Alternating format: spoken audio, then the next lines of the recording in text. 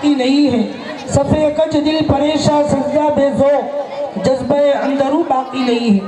لہذا نماز کی تقریر کے لیے میں دعوت دیتا ہوں مدرسے کی ایک بچی پرمار فاطمہ بنت اشرف بھائی، وہ آئے اور بہترین انداز میں تقریر پیش کرے۔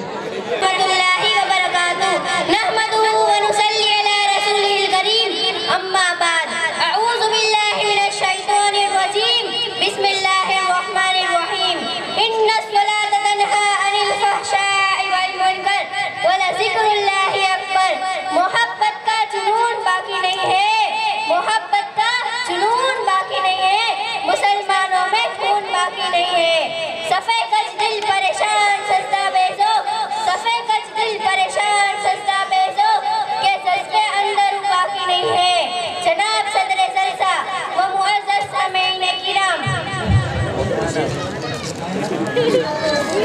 سب سے پہلے میں اللہ تعالیٰ کا شکریہ ادا کرتی ہوں کہ اللہ تعالیٰ نے مجھے اور آپ حضرات کو ایسے مبارک موقع پر اپنے وقت کو قربان کر کے جلسے میں آنے کی توفیق عطا فرمائی۔ اللہ تعالیٰ ہمارے جمع ہونے کو قبول فرمائے۔ محترم حضرات، میں نے آپ کے سامنے آیت کریمہ کی تلاوت کی۔ اس کا ترجمہ یہ ہے کہ یقیناً نماز بے حیائی اور برے کاموں سے روک دیتی ہے، اور یقیناً اللہ تعالیٰ کا ذکر سب سے بڑا ہے۔ محترم حضرات، یہ کوئی اچنبے کی بات نہیں بلکہ ایک حقیقت ہے کہ جو میں آپ کے سامنے ظاہر کر رہی ہوں کہ دنیا میں حضرت آدم علیہ السلام سے لے کر آخری رسول محمد صلی اللہ علیہ وسلم تک جتنے بھی نبی دنیا میں تشریف لائے، ان میں سے ہر ایک کی شریعت میں نماز کسی نہ کسی شکل میں موجود رہی، اور اس شریعت کے ماننے والوں نے نماز جیسی عبادت کو پورے طور پر ادا کرنے کی پوری کوشش کی۔ اور ہاں، کچھ لوگ ایسے بھی رہے جنہوں نے نماز جیسی بابرکت عبادت کو پس پشت ڈال دیا، جن کے بارے میں قرآن مجید میں کہا گیا ہے کہ کچھ ایسے جانشین ہو گئے جنہوں نے نماز کو ضائع کر دیا اور خواہشات نفسانی کی پیروی کرنے لگے۔ شریعت محمدی میں ایک عاقل بالغ مسلمان پر نماز فرض ہے، چاہے وہ مرد ہو یا عورت۔ ایک مسلمان اور ایک کافر کے بیچ میں نماز ہی پردہ ہے۔ حدیث میں آتا ہے کہ جس کا مفہوم ہے کہ جس نے جان بوجھ کر نماز چھوڑ دی اس نے کفر کیا۔ قرآن مجید میں نماز کی ادائیگی کے بارے میں بہت سی جگہوں پر حکم دیا گیا ہے۔ چنانچہ ارشاد فرمایا، اقیموا الصلاۃ وآتوا الزکاۃ، نماز ادا کرو اور زکوٰۃ ادا کرو۔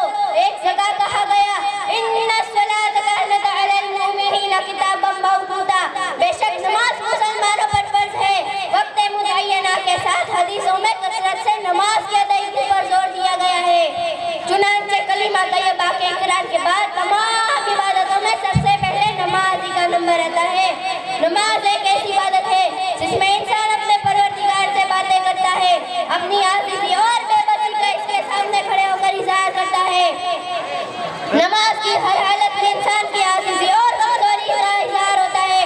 نماز کی حالت میں امیر اور غریب، آقا اور غلام میں کوئی فرق نہیں رہتا، سب ایک ہی صف میں کھڑے ہو کر ایک خدا کی عبادت کرتے ہیں۔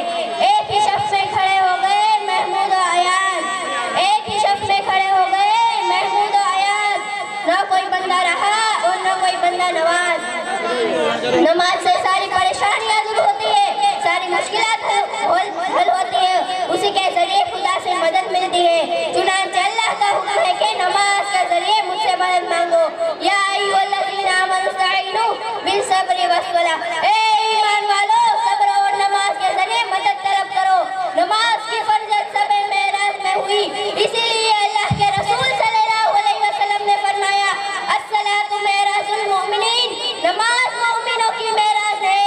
ایک موقع پر اللہ کے نبی صلی اللہ علیہ وسلم نے فرمایا، الصلاۃ قرۃ عینی، نماز میری آنکھ کی ٹھنڈک ہے۔ نماز کی فضائل حدیث کی کتابوں میں بہت زیادہ ہے۔ اب آخر میں دعا کرتی ہوں کہ اللہ تعالیٰ ہم سب کو 5 وقت کی نماز پابندی کے ساتھ پڑھنے والا بنائے، آمین۔ وآخر دعوانا ان الحمد للہ رب العالمین۔ السلام علیکم۔